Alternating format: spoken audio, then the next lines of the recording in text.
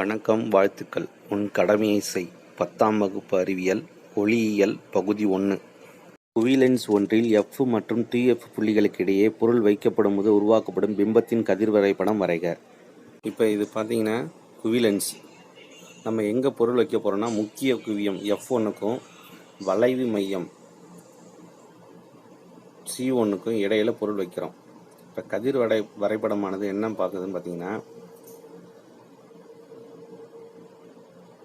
லென்ஸின் மறுபுறம் வளைவு மையத்திற்கு அப்பால் தலைகீழான மெய்பிம்பத்தை தோற்றுவிக்கிறது. மறுபக்கம் பார்த்தீங்கன்னா C2, அதான் வளைவு மையம். நமக்கு எங்கே பிம்பம் தோன்றுகிறது பார்த்தீங்கன்னா தலைகீழான மெய்பிம்பம் A1க்கும் B1க்கும் இடையில்.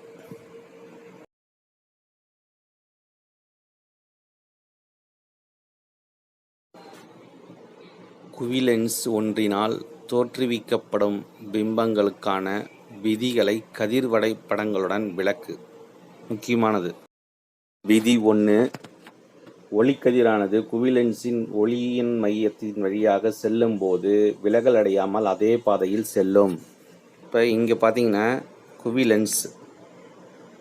இப்போ நம்ம என்ன பண்ண போகிறோம், இந்த ஒளிக்கதிரை ஒளியியல் மையத்தின் வழியாக செல்லும் போது விலகல் அடையாமல் ஒரே நேர்கோடாக செல்கிறது. விதி 2. முதன்மை அச்சுக்கு இணையாக வரும் ஒளிக்கதிர்கள் குவிலென்ஸின் மீது படும்போது முதன்மை குவியத்தில் குவிக்கப்படும். இப்போ இங்கே பார்த்தீங்கன்னா இது உங்களுக்கு குவிலென்ஸு. இப்போ அந்த ஒளிக்கதிர் முதன்மை அச்சுக்கு இணையாக வருது பாருங்கள், குவிலென்ஸில் படுது. இந்த கை காட்டுது பாருங்கள், பட்டு பின்னாடி குவிலென்ஸுக்கு பின்புறம் F2ங்கிற முக்கிய குவியத்தில் குவிக்கப்படுகிறது.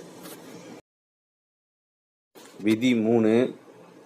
முதன்மை குவியம் வழியாக சென்று குவிலென்ஸின் மீது விழும் ஒளிக்கதிர்கள் விலகல் அடைந்த பிறகு முதன்மை அச்சுக்கு இணையாக செல்லும். இப்போ அங்கே குவிலென்ஸ் போட்டோம். இப்போ அங்கேருந்து ஒளிக்கதிர் வருது, குவிலென்ஸில் பட்டு விலகல் அடைந்து பின்புறம் முதன்மை அச்சுக்கு இணையாக செல்கிறது. அடுத்தது பார்க்கக்கூடியது கூட்டு நுண்ணோக்கி, மிக முக்கியமானது. இப்போ இந்த கூட்டு நுண்ணோக்கியில் நம்ம 2 லென்ஸ் பயன்படுத்துகிறோம். ஒன்று பார்த்தீங்கன்னா கண்ணருகு லென்ஸு, மற்றொன்று பொருளருகு லென்ஸு. இப்போ பொருளானது பொருளருகு லென்ஸின் குவிய தூரத்தை விட சற்று கூடுதலான தொலைவில் வைக்கப்படுகிறது. அப்போ பொருளருகு லென்ஸின் மறுபுறத்தில் பெரிய தலைகீழான மெய்பிம்பத்தை தோற்றுவிக்கப்படுகிறது. இப்போ பார்த்தீங்கன்னா இந்த ஏரோ மார்க் ஒன்று வருது பாருங்கள். இந்த பிம்பமானது கண்ணருகு லென்ஸிற்கு பொருளாக செயல்படுகிறது. மேலும் இப்பிம்பமானது கண்ணருகு லென்ஸின் முதன்மை குவியத்திற்கு அமையமாக கண்ணருகு லென்ஸ் சரி செய்யப்படுகிறது. கண்ணருகு லென்ஸ் அளவில் பெரிய நேரான மாயபிம்பம் பொருள் இருக்கும் அதே பக்கத்தில் தோற்றுவிக்கப்படுகிறது. பார்த்தீங்கன்னா பொருளருகு லென்ஸிற்கு அப்பால் தலைகீழான மெய்பிம்பம். அந்த மெய்பிம்பத்தை கண்ணருகு லென்ஸில் பார்க்கும்போது நேரான மாயபிம்பத்தை தோற்றுவிக்கப்படுகிறது. இதுதான் கூட்டு நுண்ணோக்கி செயல்படும் விதம். நுண்ணோக்கி செயல்படும் விதத்தை இன்னும் எளிதாக தொடர்ந்து நாம் பார்ப்போம். இப்போ கூட்டு நுண்ணோக்கியில் 2 லென்ஸ் பயன்படுத்துகிறோம். ஒன்று பார்த்தீங்கன்னா கண்ணருகு லென்ஸு, மற்றொன்று பொருளருகு லென்ஸு.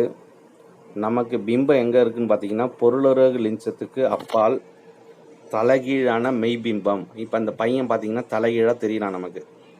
இப்போ அதே பிம்பத்தை கண்ணருகு லென்ஸில் நம்ம பார்க்கும்போது நேரான மாயபிம்பமாக தோன்றுகிறது. இதுதான் கூட்டு நுண்ணோக்கியோட செயல்படும் விதம். மட்டும்தான் முடியும். ஒன்னாலே முடியாவிட்டால் பிறகு யார்?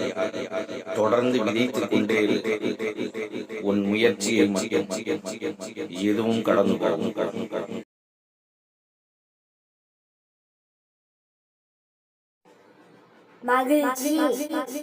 நான் வீழ்வேன் என்று நினைத்தாயோ?